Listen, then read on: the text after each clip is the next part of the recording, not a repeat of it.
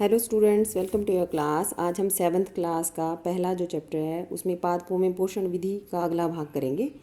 तो हम इसमें पहले ही पढ़ चुके थे modes of nutrition in plants में कि स्वपोषण और विषम पोषण दो विधियां हैं। स्वपोषण को ऑटोट्रॉपिक न्यूट्रिशन कहते हैं और विषम पोषण को हेटेरोट्रॉपिक न्यूट्रिशन कहते हैं। स्वपोषण हम ऑलरेडी कर चुके हैं। हरे पौधों में प्रकाश संश्लेषण या फोटोसिंथेसिस की विधि द्वारा होता है। ये सिर्फ हरे प्लांट्स में होता है।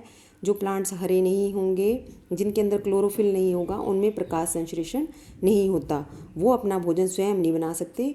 वो अपने भोजन के लिए विषम पोषण विधि पर निर्भर रहते हैं या हेटेरोट्रॉपिक न्यूट्रिशन पर निर्भर रहते हैं।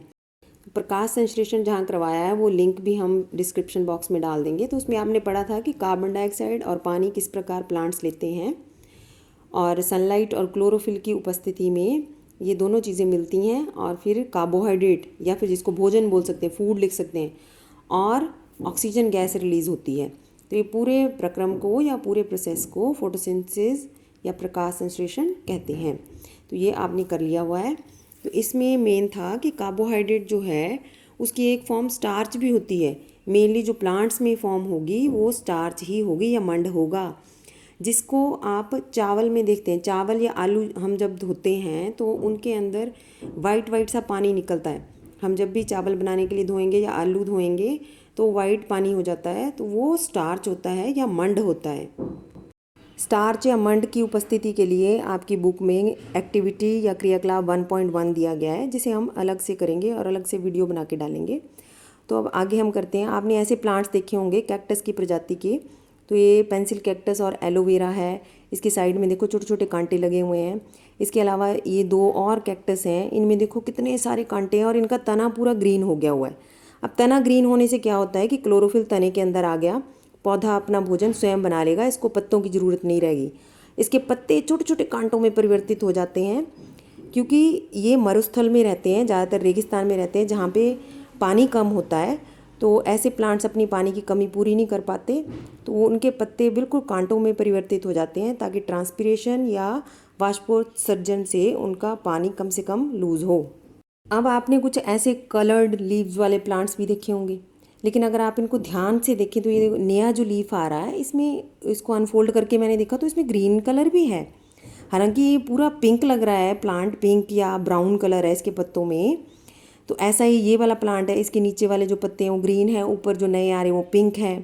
तो होता क्या है कि क्लोरोफिल के अलावा भी इन प्लांट्स के अंदर कई और कलर्स के पिगमेंट्स होते हैं जिनको वर्णक कहते हैं। वो रेड भी हो सकते हैं, ब्राउन भी हो सकते हैं, पर इसका ये मतलब बिल्कुल भी नहीं है कि इनके अंदर क्लोरोफिल नहीं होगा।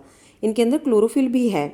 इसलिए ये प्लांट्स स्वपोषण या स्वपोषण की विधि, जिसे हम फोटोसिंथेसिस कहते हैं, प्रकाश संश्लेषण कहते हैं, वो करते हैं। अब आप इन प्लांट्स को देख लो, इनका कोई ना कोई पार्ट ग्रीन होगा। अगर पत्ते ब्राउन है, ये इसका तना ग्रीन है, तो ऐसे बाकी प्लांट्स को भी देख लो जिनके पत्ते और रंग के हैं, तो उनका तना ग्रीन कलर का होगा, या कहीं ना कहीं पत्ते में भी हल्का सा कोई कलर ऐसा होगा जो क्लोरोफिल लिए हुए होगा, जिसमें हरा वर्णक जरूर होगा, हरा पिगमेंट क्लोरोफिल जरूर होगा। पर जो दूसरे रंग या वर्णक के जो पिगमेंट हैं वो क्लोरोफिल को ढक लेते हैं, मास्क कर लेते हैं, या हिंदी में प्रच्छादन शब्द लिखा है, तो मास्क कर लेगा, उसको आने नहीं देगा ग्रीन कलर को बाहर। तो इसलिए इनका रंग अलग अलग तरह का दिखाई देता है, पर क्लोरोफिल इनमें उपस्थित होगा। इसलिए ऐसे प्लांट्स भी अपना भोजन फोटोसिंथेसिस या प्रकाश संश्लेषण द्वारा बना सकते हैं। ये तो होगी रंग वाले पत्तों की बात। अब आपने गीली दीवारों पे, नलके के पास, टैप के पास या तालाब के पास इस तरह का कुछ हरे रंग के स्ट्रक्चर देखे होंगे या धब्बे देखे होंगे। कुएं के आसपास भी हो सकता है। इनको हम शैवाल या एल्गा कहते हैं। तो ये शैवाल या एल्गा ग्रीन कलर का है। ग्रीन कलर होने का क्या मतलब है? सीधा सीधा कि इसके अंदर क्लोरोफिल उपस्थित है। तो जिसके अंदर क्लोरोफिल उपस्थित है, बेशक वो शैवाल ही क्यों ना हो, तो वो भी अपना भोजन स्वयं बनाएगा। उसके पोषण की विधि स्वपोषण होगी और वो फोटोसिंथेसिस या प्रकाश संश्लेषण होगी। अब अगला टॉपिक है synthesis of plant food other than carbohydrates, या पादपों में कार्बोहाइड्रेट के अतिरिक्त अन्य खाद्यों का संश्लेषण। हमने अभी तक जो फोटोसिंथेसिस या प्रकाश संश्लेषण पढ़ा तो उसमें हमने पढ़ा कि कार्बोहाइड्रेट रिलीज होता है, साथ में ऑक्सीजन। तो carbohydrate mainly carbon, hydrogen, oxygen से बनता है। इसके अतिरिक्त भी प्लांट्स का एक बहुत ही इम्पॉर्टेंट न्यूट्रिएंट होता है, पोषक तत्व होता है प्रोटीन्स। तो ये प्रोटीन्स जो है कार्बन, हाइड्रोजन, ऑक्सीजन तो लेता ही है, लेकिन इसमें मेजर जो कॉन्स्टिट्यूएंट होता है वो होता है नाइट्रोजन। तो नाइट्रोजन बड़ा ज़रूरी है प्रोटीन बनाने के लिए। तो प्रोटीन नहीं बन सकता प्रकाश संश्लेषण से, ये क्लियर हो गया। तो नाइट्रोजन के बारे में हम सबको पता है कि नाइट्रोजन मैक्सिमम परसेंटेज होती है हमारे एनवायरनमेंट में, पर्यावरण में 78%।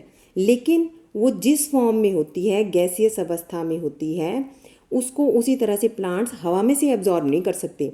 तो उसके लिए क्या होता है कि कई प्लांट्स ऐसे होते हैं जिनको हम फलीदार प्लांट्स कहते हैं, या लेग्यूमिनस प्लांट्स कहेंगे, फलीदार पौधे जिनमें फलियां लगती हैं, जैसे मटर हो गए या दालें हो गई। ऐसे पौधों की जड़ों में छोटी छोटी गांठें बनी होती हैं जिनको रूट नोड्यूल्स कहते हैं। तो उनके अंदर एक खास तरह का बैक्टीरिया या जीवाणु होता है जिसका नाम राइजोबियम होता है। तो ये राइजोबियम अपना खाना खुद नहीं बना पाता, ये अपने खाने के लिए प्लांट के ऊपर निर्भर रहेगा, फलीदार पौधों की जड़ों में रहेगा। तो फलीदार पौधों से अपना भोजन लेगा और बदले में पौधे को क्या करेगा कि एनवायरनमेंट में जो गैस अवस्था में नाइट्रोजन है उसको वो ज़मीन के अंदर स्थिर कर देता है, फिक्स कर देता है, विलेय पदार्थों के रूप में, सॉल्युबल फॉर्म में वो धरती के अंदर फिक्स कर देगा, जहाँ से फलीदार पौधे जो हैं उस नाइट्रोजन को ले लेंगे।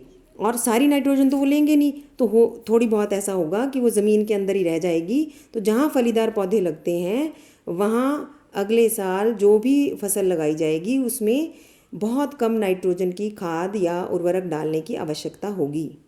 तो यहाँ राइजोबियम के एग्जाम्पल से हमें पता चल गया कि प्लांट्स स्वपोषण या ऑटोट्रॉपिक न्यूट्रिशन द्वारा सिर्फ अपना कार्बोहाइड्रेट ही बना पाते हैं। अन्य जो पोषक तत्व होते हैं जैसे प्रोटीन वगैरह, उसके लिए वो विषम पोषण विधि या हेटरोट्रॉपिक न्यूट्रिशन पर निर्भर करते हैं। तो ये मेरे पास एक प्लांट था, फलीदार पौधा था, लेग्यूमिनस प्लांट। तो इसकी जड़ में आप देख सकते हैं एक मोटा सा उभरा हुआ हिस्सा है, इसको रूट नोड्यूल बोलते हैं।